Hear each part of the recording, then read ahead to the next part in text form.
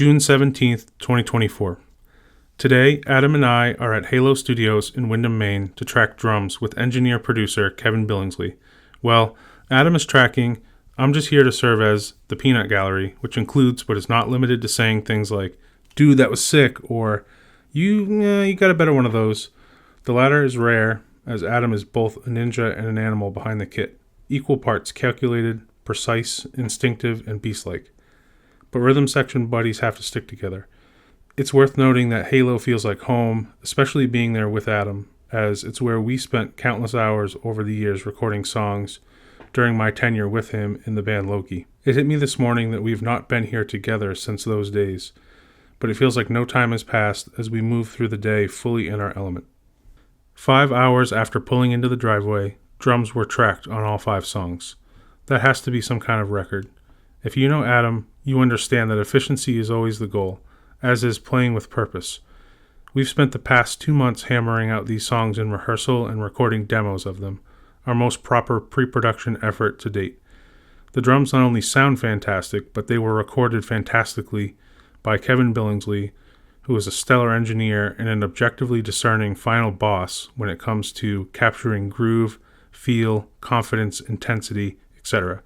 It's all those little things that collectively add up in the game of inches to really matter. In terms of pushing yourself to be at your best, Adam had the quote of the day, "Good is the enemy of great." Later, Sean, Justin, and I were high-fiving and praising Adam in the group chat, to which he said, "It's a direct result of all our practice and prep. When you know what you need to do, the execution becomes easy. Kev is a breeze to work with. 3 takes, comp, move on. I love it. That's the way it should be." June 27th, 2024. The 4 of us are back in our rehearsal space at the Cold Northeast Recording Studios in Biddeford, Maine. Justin is prepping the sessions to start tracking guitars today.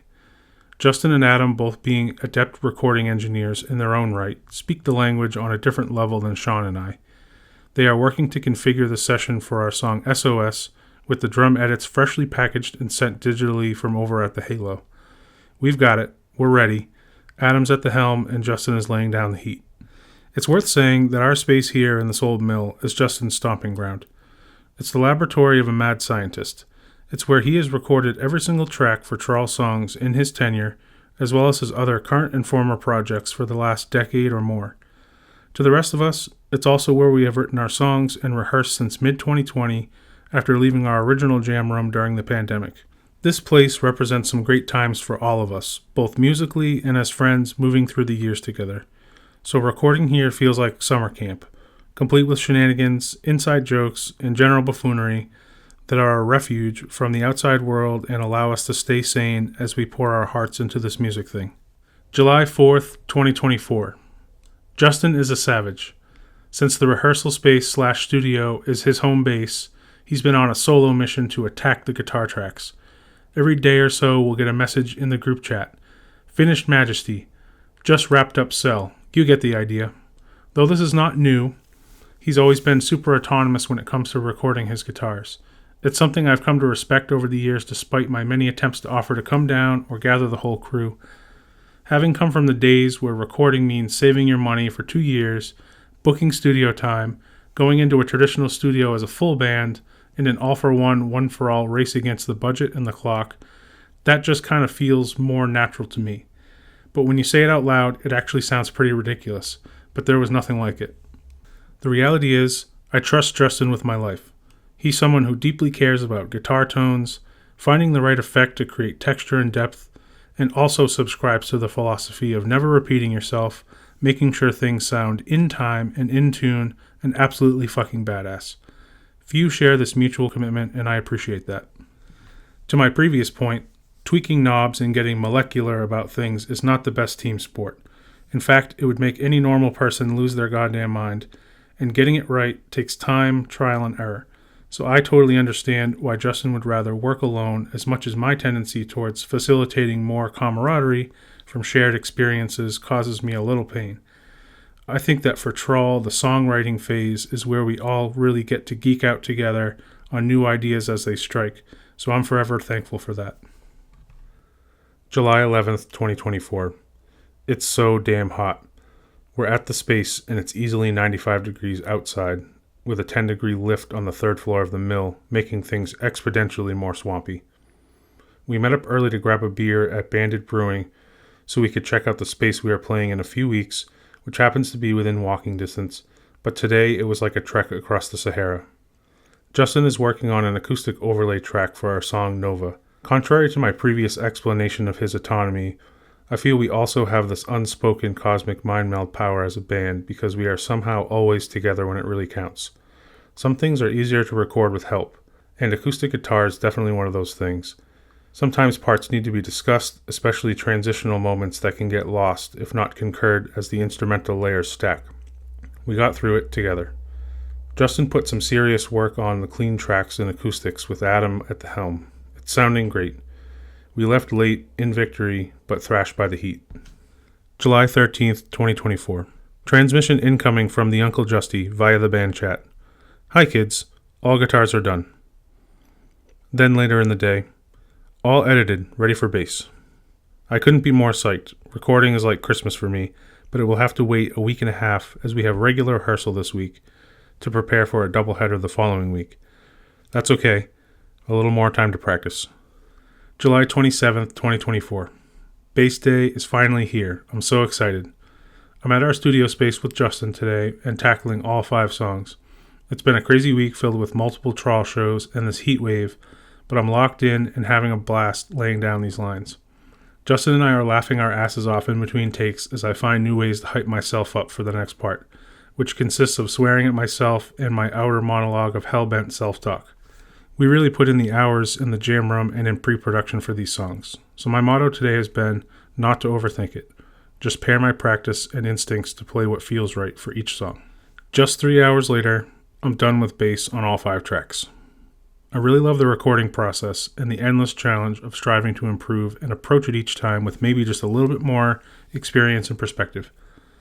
Our process on this project has been a mix of what has worked for Trawl's previous 3 EPs and some interesting new ways of doing things, but it's starting to feel like we might have some pretty cool songs here.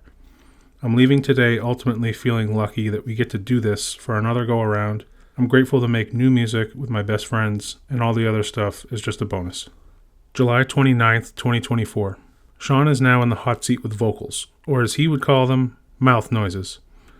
Tonight is his first session with the talented and incomparable engineer-producer Jonathan Wyman, who is helping us to record and produce vocals, as well as mix our songs once they're done.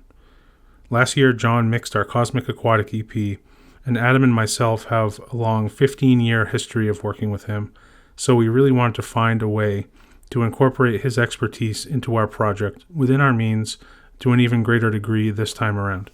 We all felt that this batch of songs had some particularly meaningful and important messages to not only Sean, but all of us, and thought it would be really great to have Wyman there to help Sean summon all the greatness we know is within him to get these performances with all the glory of their spirit and sentimentality. Sean and Wyman worked alone for session 1 to get acclimated and almost finished Cell. Sean said, "We were on the last chorus and my voice decided to be a douche, but the song is sounding pretty awesome." Later in the chat, Adam asked, "How's the Wyman experience?" Sean, "Fast. Bing bang boom. I think with the stuff he and I did tonight, Cell is even more of a monster than it was before. I'm very excited." Adam, "Told ya. You get in the zone, and he finds a way to keep you there." July 30th, 2024. Sean said, "Night 2 went by quick, and we definitely knocked them out of the park this evening." After finishing the last bit of Cell, they shifted gears to working on the lone, fun song in this batch, Braggadocio, and they had some good laughs along the way while hammering out the vocals. Being at this point, Trawl has released more thematic and or tongue-in-cheek tracks than not.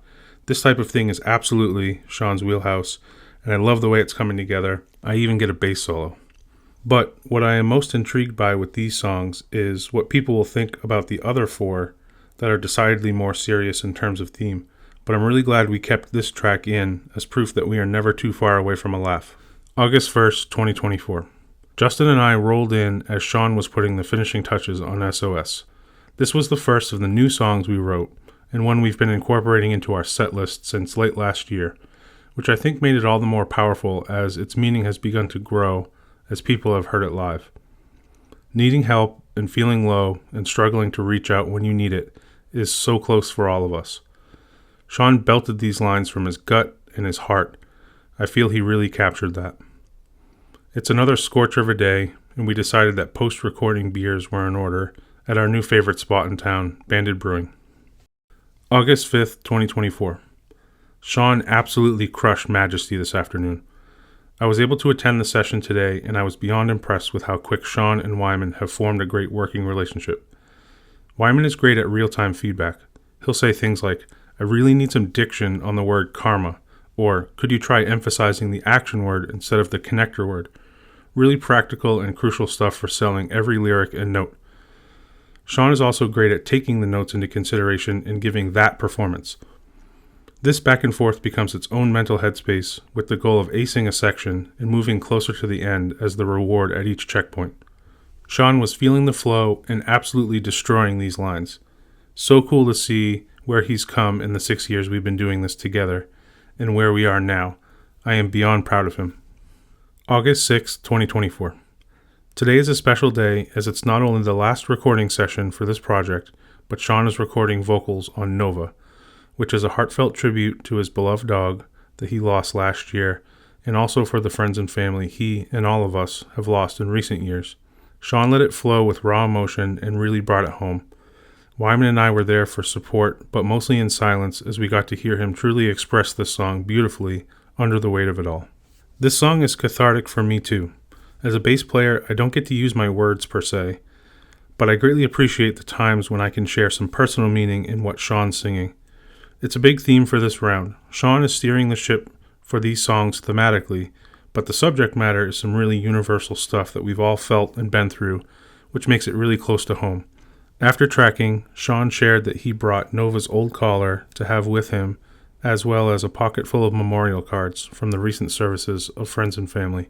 I think we all feel that we've collectively done something to be proud of on this go-around. That's a wrap.